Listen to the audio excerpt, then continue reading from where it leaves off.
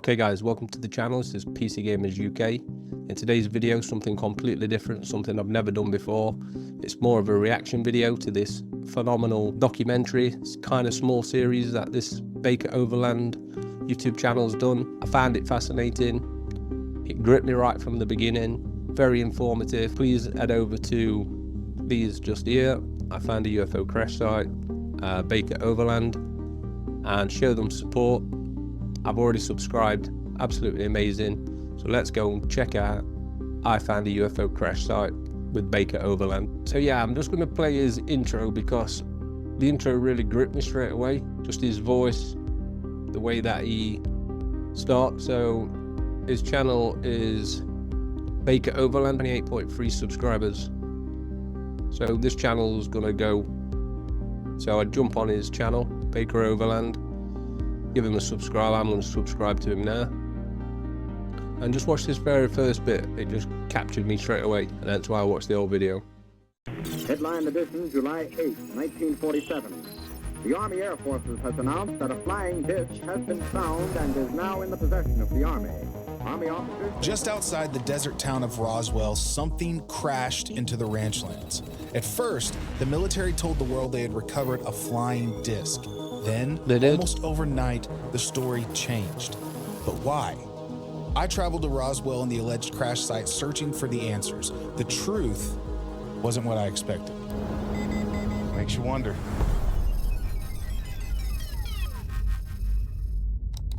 Awesome intro. Awesome music. 80s. Ticks all the boxes for me.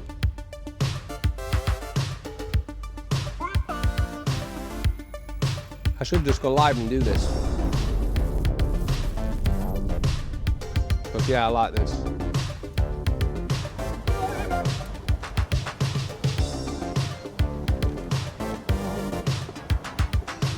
Ah, can you not love that? Sponsored by his channel members. Awesome.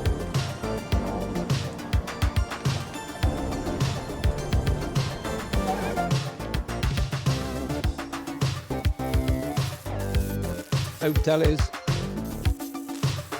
or aliens around Roswell. Love it. We are in Roswell, New Mexico. Always wanted to come here. This place has a crazy history, and we're going to check it out and dig into it a little bit. The reason Roswell is associated with the story is right across the highway here is an Air Force base where the wreckage was taken. And the town has embraced this. It's quirky, it's goofy. From the research that I've done online and the videos that I've seen, this should be a cool experience. So the real story is 1947. Some sort of aircraft crashed in a private farm outside of Roswell and had aliens that looked just like that. But initially it was reported as a UFO or a flying saucer. Even the Air Force confirmed that. Later, they retracted the story, said it was a downed weather balloon. What makes it super interesting is that decades later, the military confirmed that that was a cover-up story. Now, they didn't say it was an alien spaceship, but there's been lots of holes in the story that have basically spawned 100%. all of the curiosity surrounding this place. I want to actually go to the place that started all this, 1947, the crash, and it's not actually in Roswell. It's outside of Roswell, northwest, on BLM land. So I think we should get out of here and go check that out. We used OnX to quickly scout the area before heading that direction. Sponsor. I've seen several videos that say you can't access the crash site by vehicle, but thanks to OnX, we located a legal trail that runs right to it. This app is a great tool, and I use it on every trip. To save on the Elite membership, scan the code on screen or click the link in the description down below. Let's get into some historical context. I should be watching it on here. The country was already in the middle of a massive wave of UFO sightings. In the final 6 months of that year alone, more than 300 sightings were reported across the United States, but none would become more famous than Roswell. The crash happened on Foster Ranch, northwest of town.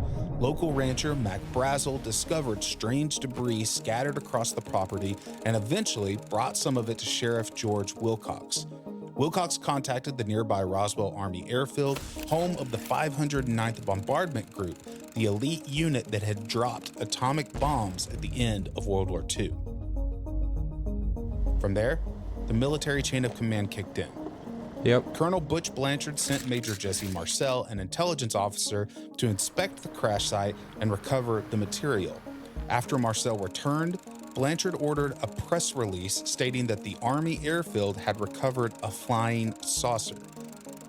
The Roswell Daily Record ran the headline, "Roswell Army Airfield Captures Flying Saucer on Ranch in Roswell Region." And then, almost immediately, the story changed. General Roger Ramey ordered the debris flown to Fort Worth, Texas. There, officials claimed the wreckage was not a flying saucer at all. It was just a weather balloon. A photo was taken of Major Marcel posing with the supposed balloon debris in Ramey's office. The next day, Brazel's story changed. The wreckage was now described as rubber strips, tinfoil, tough paper, and sticks. And just like that, Roswell disappeared from the headlines. For decades, the story went quiet. Then, in 1978, nuclear physics... I mean, there, it's just switched from 1947 to 1968 or 78, did he say? But you've also got to bear in mind, around 1952, we had the Washington flap incidents, you know, and obviously for them to switch it from flying saucer to weather balloon within a day, you know, these guys are well trained and they knew what they were looking at. We'll carry on. Physicist and UFO researcher Stanton Friedman interviewed Jesse Marcel. Year before I was born. Marcel said the material he found on Foster Ranch was not from a weather balloon. He described it as incredibly thin and light, almost like foil, but impossible to bend, dent, or damage. He said even a sledgehammer would bounce off of it. As an intelligence officer familiar with aircraft materials, Marcel insisted it was unlike anything he had ever seen. That interview reopened Roswell and turned it into what some have called a cosmic Watergate. The official explanation is Project Mogul. According to the Air Force, the debris came from a top-secret Cold War program that used massive high-altitude balloons to detect Soviet nuclear tests. In 1995, the Air Force released the Roswell Report, Fact versus Fiction in the New Mexico desert, concluding that the crash debris came from a Project Mogul balloon and that there was no evidence of alien bodies or alien technology. Then, in 1997, the Air Force tried to explain the alien body claims. Their answer was that witnesses may have confused Roswell with later tests from the 1950s when the military dropped human-like crash test dummies over New Mexico. But that explanation has problems. Those dummy tests happened years after Roswell. Yep. Witnesses described bodies around 3.5 to 4 feet tall, while the dummies were about 6 feet tall. And when investigators requested records from Roswell Air Force Base in 1947, they found that the records from January through October of that year had been destroyed. No one could say who destroyed them or who gave the order. The second theory is that Roswell was exactly what believers think it was: a government cover-up of alien life. Researchers Thomas J. Carney and Donald R. Schmidt claimed more than 600 witnesses gave accounts connected to the incident, including civilians and high-ranking military personnel. According to local radio personality Frank Joyce, Mac Brazel said the crash site was likely a UFO and the bodies were present. Another account claimed KGFL radio station recorded an interview about the incident but never aired it after pressure from officials. Brazel later recanted his story, but according to some accounts, he had been detained by the military, and shortly after, he bought a brand new pickup truck, left ranching, and started a business in Alamogordo. There were also claims that the military threatened locals, searched homes, and confiscated pieces of debris. One especially strange claim came from the foster daughter of Colonel Hunter G. Penn. She said Penn admitted he had been tasked with enforcing an information blackout, specifically around what he called the little bodies. Then there's Colonel Blanchard. After approving the original flying saucer press release, Blanchard reportedly went on leave. But one officer later claimed that the leave was actually a cover so Blanchard could coordinate the cleanup operation. Makes sense. One pilot, Ben Games, claimed he flew Major General Lawrence Craigie to Roswell to inspect the crash wreckage, and then flew him directly to Washington, D.C. to meet with President Truman. A few months later, Craigie became Air Force Chief Director of Research and Development and helped establish Project Sign, the Air Force's first official UFO investigation. Then there are the bodies. I mean, just before I jump into that, you got to bear in mind that with all the new released documents on the Department of War website, it kind of does tie into what this guy's saying here as well. Obviously, NDAs have been signed, all needs to be brushed under the carpet and keep it hush-hush. I think families were threatened. Obviously, the job and the career were threatened. You know, these things are now all coming to fruition. So I'll carry on. Witnesses described them as small, around 3.5 to 4 feet tall, with large heads, large eyes, tiny holes for a nose, and a thin slit for a mouth. The craft itself was also described in multiple accounts. Sergeant William C. Ennis, a flight engineer stationed near one of the hangars where the debris was allegedly taken, denied the crash for years. But in 2008, he reportedly admitted it was a spaceship. He said the craft had no engine and he still didn't understand how it could fly. Walter Haut also claimed Colonel Blanchard showed him a craft that was 12 to 15 feet long, windowless, and unlike anything he had ever seen. And then there's the material witnesses, called memory metal. It was described as thin, smooth, nearly weightless, and impossible to cut, scratch, or burn. Witnesses claimed you could crumple it up into a ball, let it go, and within seconds, it would unfold itself back into its original shape. Retired Brigadier General Arthur E. Exon described some of the material as thin but incredibly strong, saying it could not be dented even with heavy hammers. Still, no confirmed physical evidence of extraterrestrials or alien technology has ever been found. 2 archaeological digs were conducted at Foster Ranch. They found evidence that something crashed there, but nothing that proved it came from another world. And that's why Roswell still refuses to die. If you're a skeptic, you have to ask how the military could have hidden alien bodies, alien technology, and an entire crashed spacecraft for decades without leaving undeniable proof. But if you're a believer, you have to ask how hundreds of witnesses could describe similar details about something the government says never happened. Correct. Something crashed outside Roswell in 1947. Maybe it was a secret military balloon. Maybe it was something else. Either way, more than 70 years later, we're still asking the same questions. What really fell out of the sky in the New Mexico desert? Excuse me. So yeah, I agree.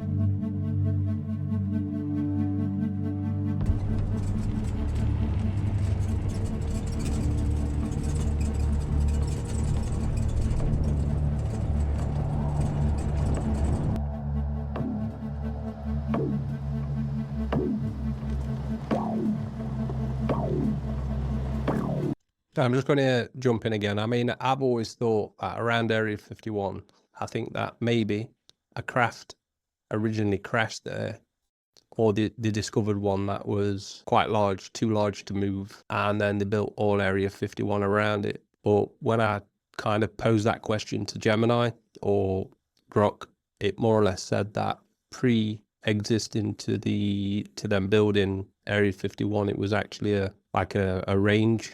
Before there was no buildings there before, so I don't know if that kind of just puts that theory to bed. But you know, it was a thought.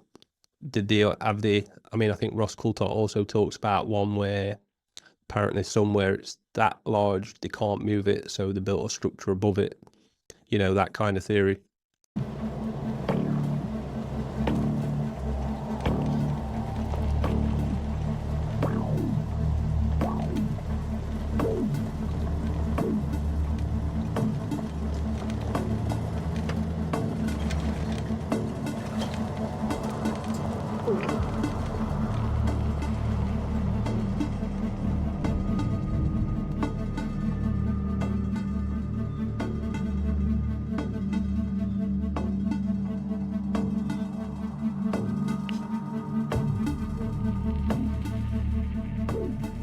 Loving the tension. We made it.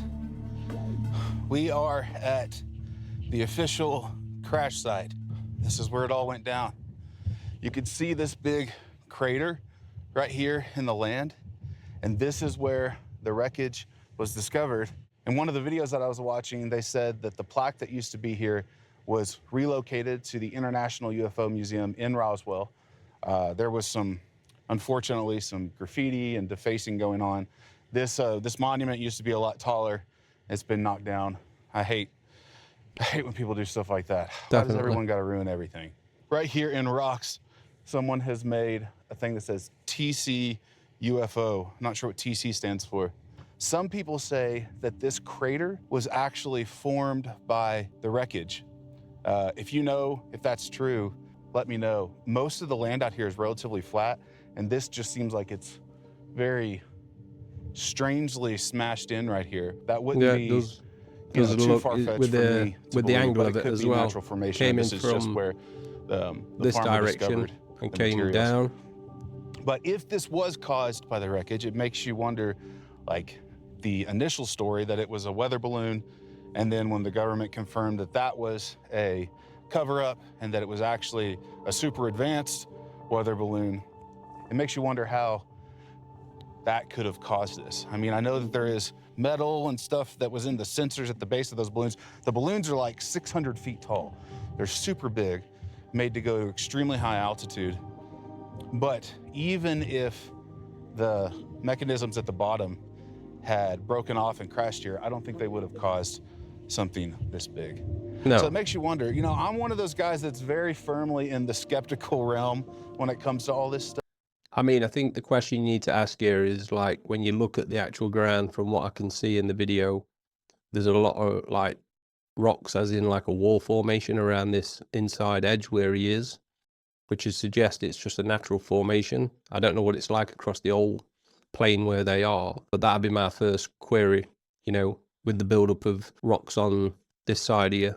They do look pretty much natural, but the ground itself just in front of that doesn't look natural. I love imagining what if, but, you know, I don't live in any one camp. I do find it extremely fascinating that, you know, the government confirmed that their initial story was a cover-up story and was not true, I think in the early 90s. Of course, that just throws fuel in the fire for the folks that think that there was something more that happened here. So it was 10 or 12 of the local landowners that saw it. They reported it to the sheriff's office, so it was the sheriff and deputy that came out here, and then it was the initial military personnel that came out and examined it, and all those people confirmed that there was a downed aircraft that did not have wings, that was made of some material that they were not sure what it was. These are not just farmers and local police. It was also, you know, Air Force engineers.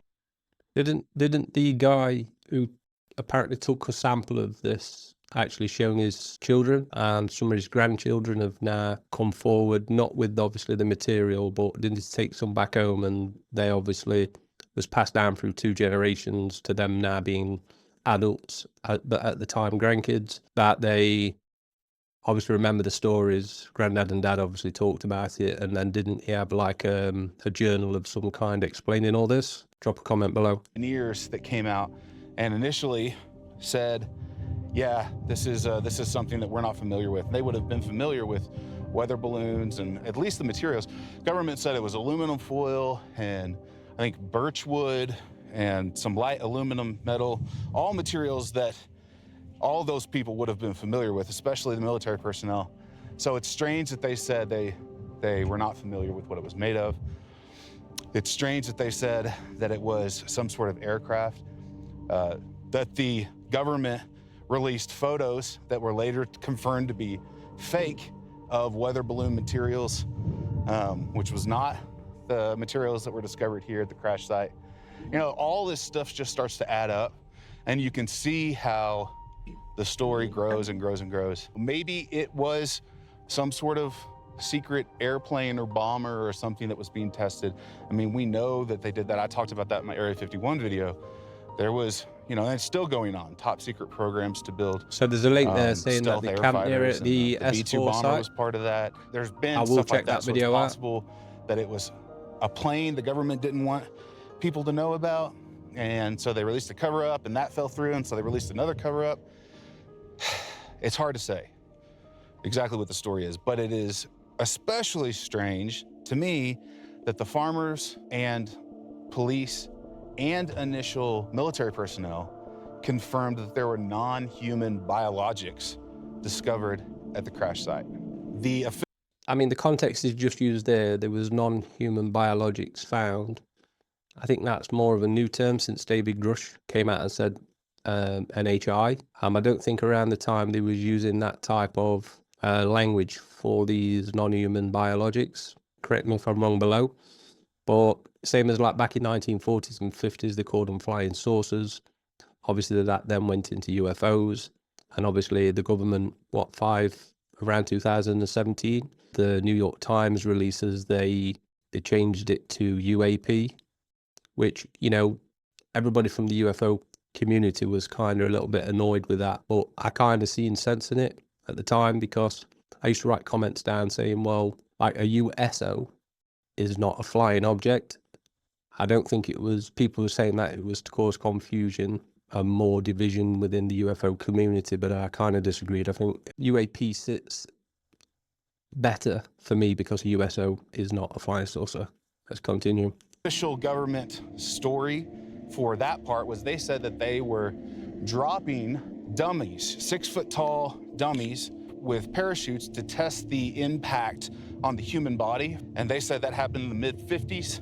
And so what they thought was that over time, the stories got compressed. Essentially, people were remembering finding these dummies out in the open space out here, and combine that story with the weather balloon. The thing is, the crash was discovered in 1947. Those dummies weren't tested until the mid-50s. Exactly. So you've got like close to a 10-year gap. It seems strange to me that if a group of people discovered a crash with non-human, what they said, non-human biologics, they're all misremembering, and essentially it's a 10-year gap. They're remembering an instance where they saw some dummies with parachutes, and 10 years before, I don't know. I think if I came up on a crash site and saw a bunch of dead bodies that weren't human, I would not be combining two stories with a 10-year gap. So you can see from that angle there doesn't appear to be much more of this anywhere else. It does somewhat look natural to me, but obviously all this area in front does look a bit suspicious, especially when you look at the rest of the landscape. It doesn't appear to be like this is. But if something crashed there, it wouldn't kind of push all them rocks up like that. But I do find the front of it a little bit questionable. Makes you wonder. We know the craft was reported to be around 50 feet in diameter. I plugged that dimension along with the assumed density and velocity in the Earth Impact Effects calculator. It predicted a crater of roughly 100 feet in diameter and 20 feet in depth, which aligns almost perfectly with the existing crater. So yeah, let's go back there. So that's kind of, yeah, as I see that visually before he's actually pulled this up, that's kind of what I envisioned. But was it a case of that this here is the actual impact site, but it obviously came to a halt when it hit this wall? You know, that's 100% plausible. Existing crater. Very well could be formed naturally, but being out there, yeah, the landscape is relatively flat.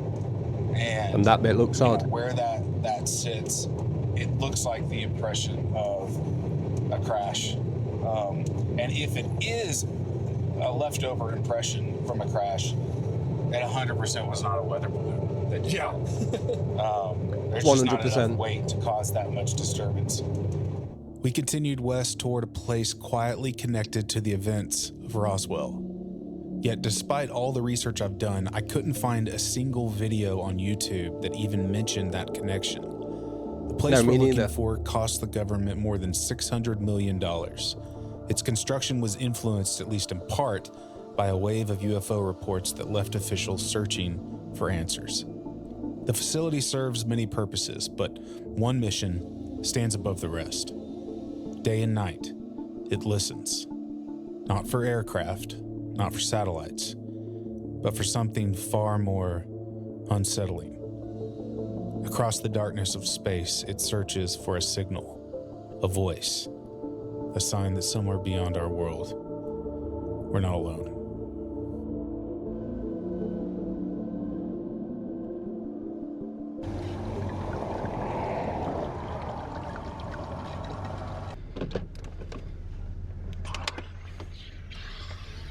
Soda Stream. Wish I had them as a kid. Tyler and Natalia coming in clutch with the beverage recommendation. A little carbonated water. Yes, I did bring a Soda Stream on this trip. Yes, that is ridiculously bougie. Market side salad for lunch. Let's turn the divos down, light the fire up, get a big pack of Bud Lights out of Benji's truck. Bud Heavies though, you didn't drink Bud Light. What'd I say? You said Bud Lights. Get a big pack of Bud Heavies out of Benji's There you truck. go. That's what I meant to say. Yes. Just come out a bit wrong, mate. Dude, you know I gotcha. Man, I got a couple rocks I really want to show ya. Don't it sound amazing? Rhythm with the tism. Risen with Guess the all that I'm tism. really trying to say is you and me could use just a little bit of Overland. Risen with the tism. That is, if I could go back and rename my channel, I would be Risen with the tism. Okay guys, so I really enjoyed this video. It's my first. Let me just pick this up. So I'm going to wait a second.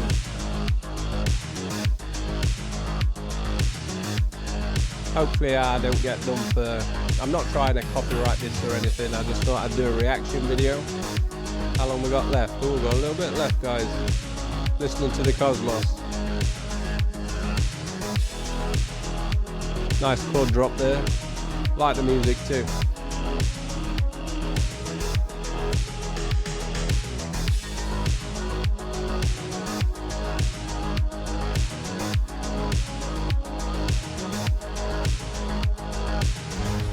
Okay, we had to stop here. This is just too cool. Behind me, you see that massive satellite. This is the Carl G. Jansky Very Large Array, VLA, and it's aptly named. These things are 82 feet tall. They weigh over 200 tons apiece, and there's 27 of them. They're on a railroad track, so they can move them around and reposition them. They look like satellites, but they're actually a telescope. All of these work in unison to be one giant telescope. Now, they don't look at visible light.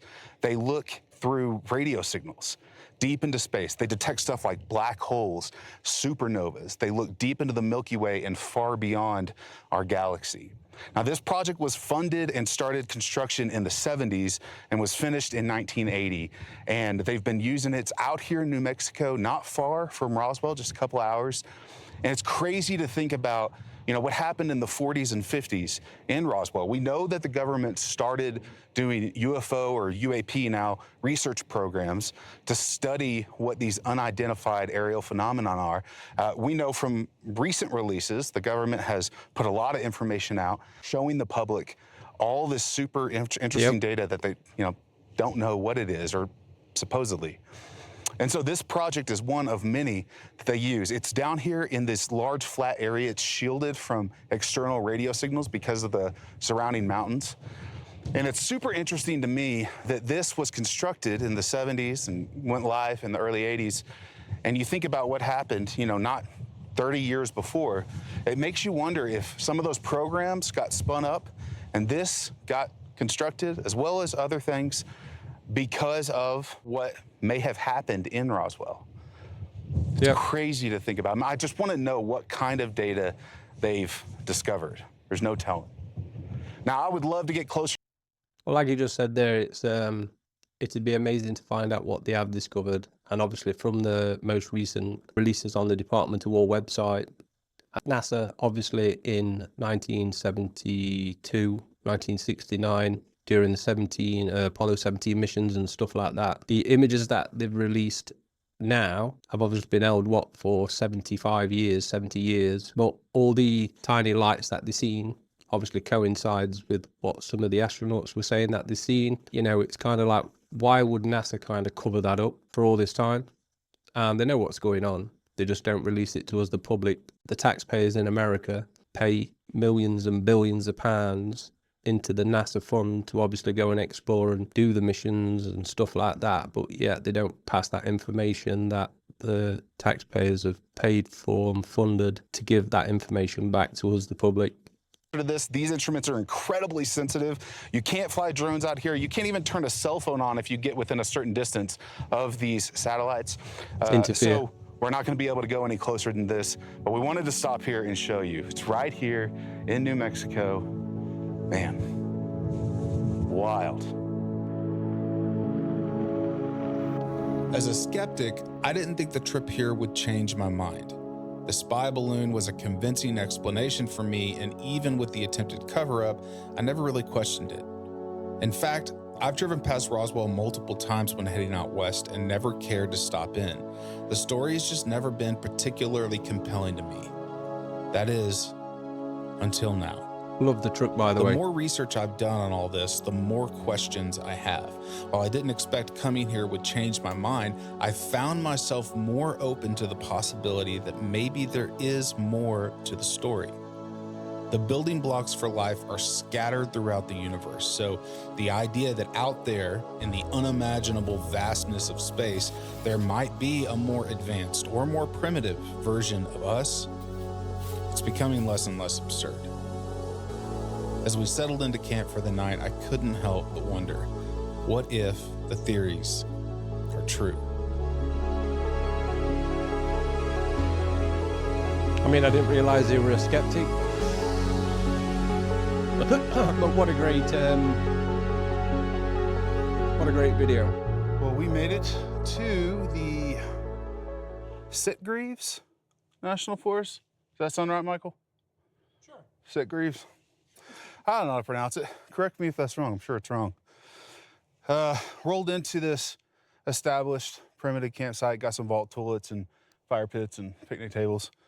With it being time of day that it was, yeah, as much as we love exploring and finding sites out on the trail, this was just a nice place to roll into. We were, even though I didn't film it, we were on the road for 6+ hours, something like that. So good to roll into camp, get a good dinner.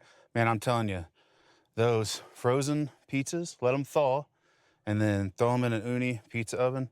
Get it real hot so that stone heats up, and then turn the heat down so it gets nice and firm on the bottom and crispy on the top. I've never done frozen pizzas like that, and it is incredibly, incredibly easy. Tomorrow, we pack up and roll out to meet up with Tyler and Natalia, which I'm so excited about. Low is showing 49 right now. So for me, that is absolutely ideal. I'm gonna sleep like a baby tonight. Man, love it.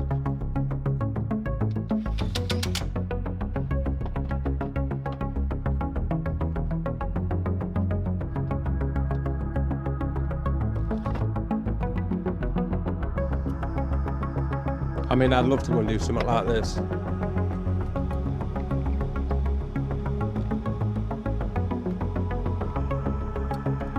A few jalapenos in there.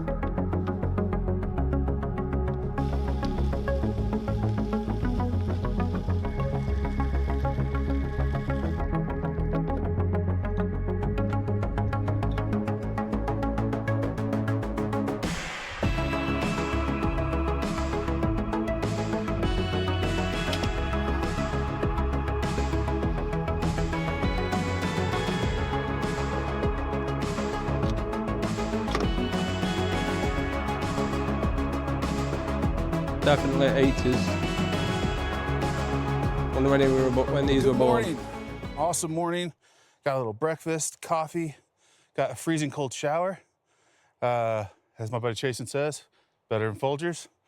I don't know about that, but it definitely wakes you up. Rocking the Pizza Planet shirt because aliens.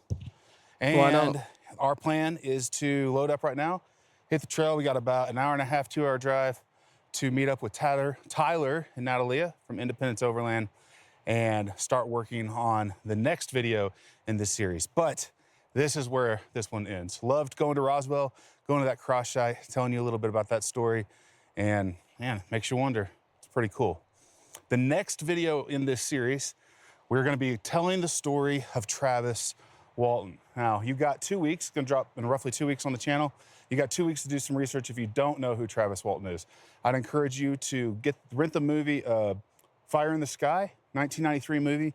You can watch that. Some of that's fictionalized, but it gives you kind of an idea of the story.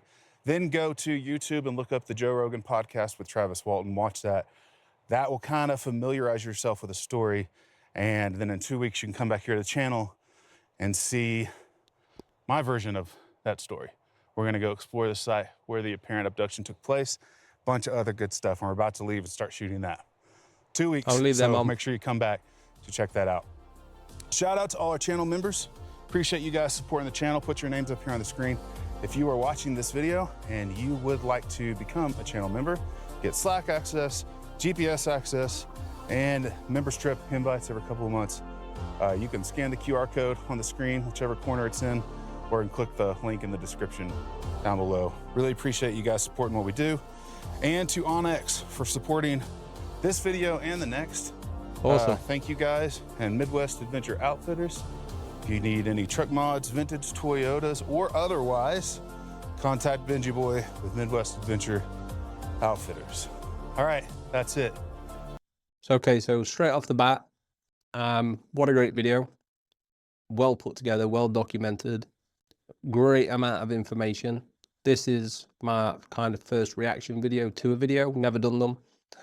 So if you want to see some more reaction videos, drop some comments below. As you've seen at the beginning of the video, I've already been and subscribed to him, so I advise you go and do the same. We'll just have a look at his view count. So, I mean, said 9,000 views just in 15 hours, which is phenomenal. Again, a massive shout out to Baker Overland. You can go and find him on YouTube. He's got 28.3 thousand subscribers. As you've seen at the beginning of the video, I've been and subscribed myself. I'm gonna throw a smash. Hang on. I want to make sure we smash this like button for them. I'm not trying to get any credits from this film. I just literally seen it. I did an audio test on my microphone just to see how well it worked. And then it's just made me jump in and make the live stream. Okay guys, just want to make a quick outro.